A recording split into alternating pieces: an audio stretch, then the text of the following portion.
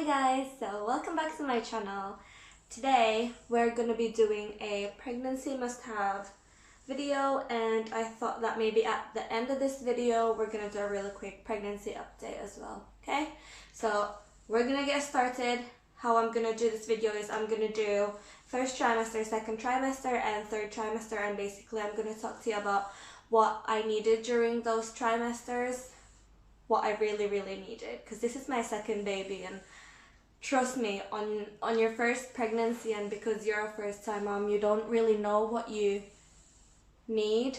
And in the market of like mother baby pregnancy and giving birth, postnatal, prenatal, stuff like that, it's a massive market, and there's a lot of opportunists out there. Like, everyone just invents random stuff that you don't necessarily need. I have my list here. We're gonna talk about first trimester. Okay, I really didn't have enough time to experience the first trimester because when we went for our first dating scan, I was already 17 weeks. So yeah. So the thing that I actually needed the most is this. This is the Pregnacare vitamins. These cost a lot, but actually the midwife only tells you to take vitamin D, but this has everything in it. When I wasn't pregnant, I usually take vitamin C, fish oil, vitamin D, iron tablets, and multivitamins and all the rest of that stuff anyway, so I just take this additional to everything that I already take, just in case. My hay fever is acting up. Anyways, moving on to my second trimester. When I was pregnant with Tristan basically is my eldest, I never used any stretch mark oil or stretch mark creams or anything like that, and hence I don't know whether that was the reason that I got stretch marks, but now I'm kind of like taking a precaution because I really don't want any more stretch marks. I still have the ones from my first pregnancy right at the bottom of my belly button. So I have been taking tummy oil on my second trimester. I've been taking the Coco Palmer's butter, pregnancy butter thingy, but I ran out of that, so I have been taking this coconut oil. Second thing that I needed during my second trimester was this.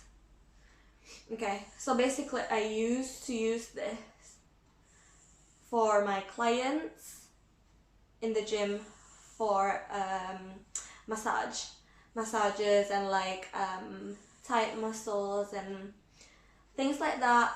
But during second trimester I started to feel pain at the bottom of my feet, at the soles of my feet, so I use this, and basically I just put that on the floor like this, step on it, and just massage my feet like that. I would do that before bed or after taking a shower, or just when I'm watching TV and things like that, really. So it's basically, it's very useful. And leggings, oh my goodness. Okay, so the leggings that I have been using are these. These are Lululemon leggings.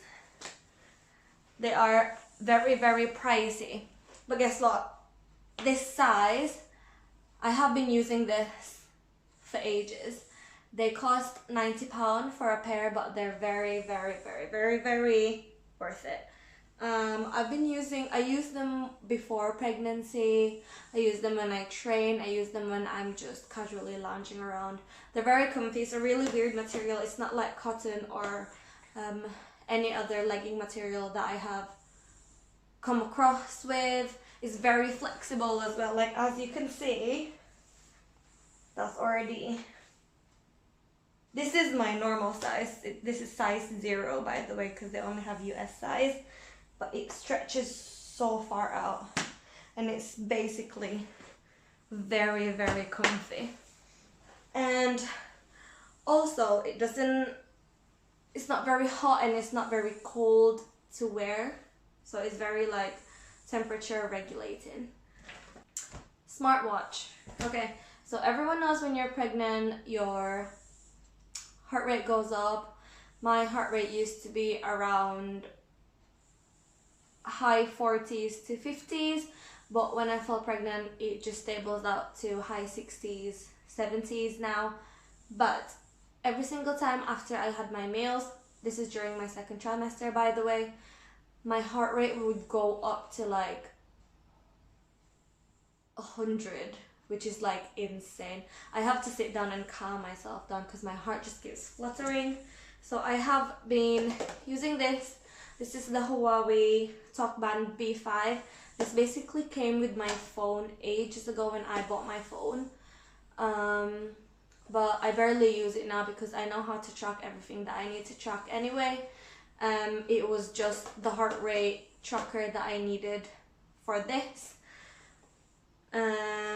So that's how I kind of like took notes and tracked it and realized that it was actually 30 beats per second that I was having extra after every single meal.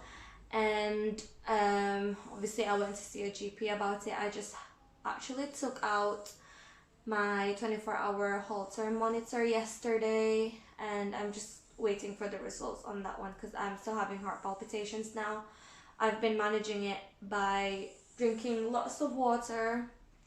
By the way, I had my iron checked and my glucose checked and they're all perfectly normal. So we really don't know what it was. That's why I have been referred to the cardiologist and MRI. Anyways, I also used to use this to track my steps.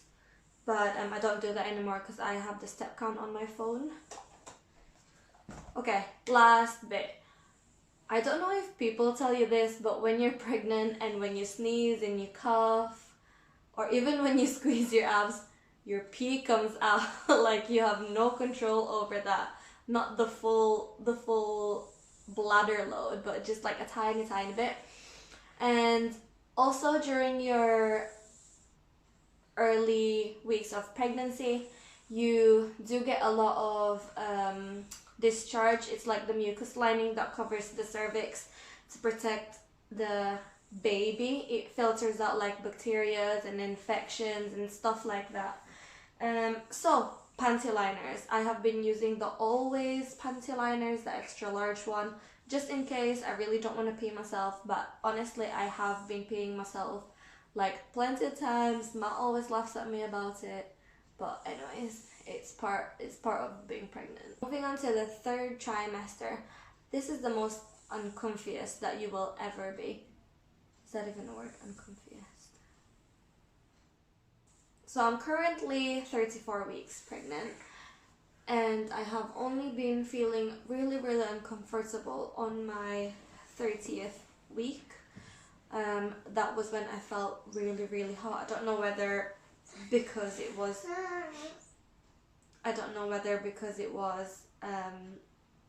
starting to get really warm, like weather-wise, because that was when we started getting like 20 degree, oh my hay fever, 20 degree weathers and really sunny. But first thing I needed was a fan. Now that fan really triggered my hay fever. Like, I'm allergic to dust, and that triggered the allergies so bad. So now I've just been trying to minimize it and just walking around naked inside the house basically. But it has been really helpful in times that there is no wind coming into the house and it's very humid. Also, water bottle. This water bottle is from Sistema, and I love this because it has a wide nozzle and I can fit ice cubes in there. So basically I'd fill it up to like 3/4 of the way, fill the rest up with ice, close that up, and it's a sippy cup as well. So what's the best thing about sippy cup is you don't like need to like straw it out, or you can drink it from any angle. Like this, I keep this on the side of my bed at night time. I can drink it while lying down. So it's very, very convenient. Basically, when you're pregnant, your body releases a hormone that relaxes all your muscles. That includes the muscle that covers your stomach and your esophagus. So that's one muscle that causes you to have stomach acid, that controls the acid coming back up from your stomach. So if that muscle is really loose and relaxed, you will naturally get stomach acid coming back up, especially if you're lie down, or especially if you've eaten something that triggers a lot of stomach acid production. So Rennie, or Gaviscon, I used to chug a lot of Gaviscon when I was pregnant with Tristan, but now I've just been limiting myself to Rennie, and actually if I only needed it, that's when I take it, because the iced water helps, and I have been drinking like glasses of oat milk as well, and that helps. And if that doesn't help, or if it's nighttime and I really want to go to bed and you know it's bothering me too much, because sometimes it does last for like 4 hours or 5 hours, I do take one square pill of Rennie.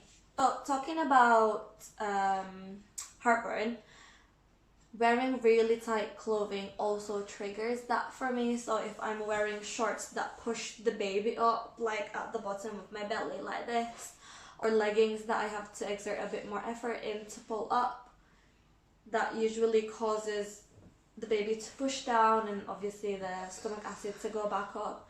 And also really tight top and really tight sports bra, that's what triggers it. Okay, so last but not the least, you need a really, really chunky pillow. I usually sleep on my stomach, but obviously with the size of this, I can't do that anymore. So I have to sleep on my side.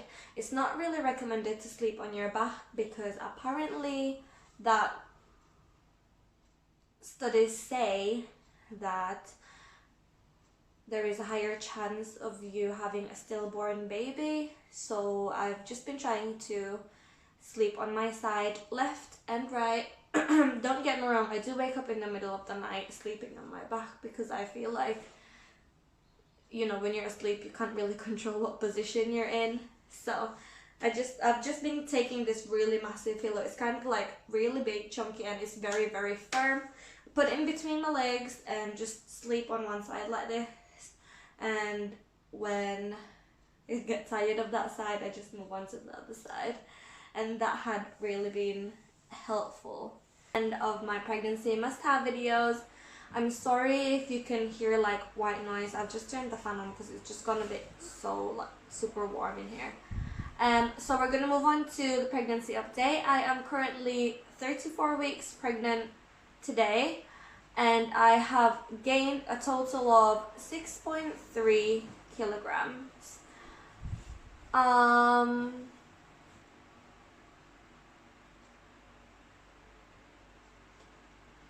That's all I can say really, because I haven't got any symptoms. Like I don't have any swollen feet, painful back, sleepless nights. I sleep really well at night time. There's really nothing much to say apart from that my belly has grown massively. So we're gonna move on to showing you the baby bump, and that's it basically. Oh, and the past week actually I have been feeling a bit of pressure on the sides of my groin. I'm not sure if that's like the baby engaging or I don't know, my body getting ready for labor, but I have been feeling a bit of pressure down there, and what usually eases it is if I go down into a really deep squat and just sit there for like 10 seconds or 20 seconds. Also, I have been feeling some Braxton Hicks. I am currently feeling some tightness around the bottom of my belly button down there, and some stomach cramps, like period pains, but really light ones. So nothing that stops me from my tracks, and nothing really that makes me feel like, ooh, am I in labor? None of that. So, you know, just like if you feel like you need to take a poop, that's it basically. And it doesn't last very long either. So yeah. So moving on to the baby bump. This is he.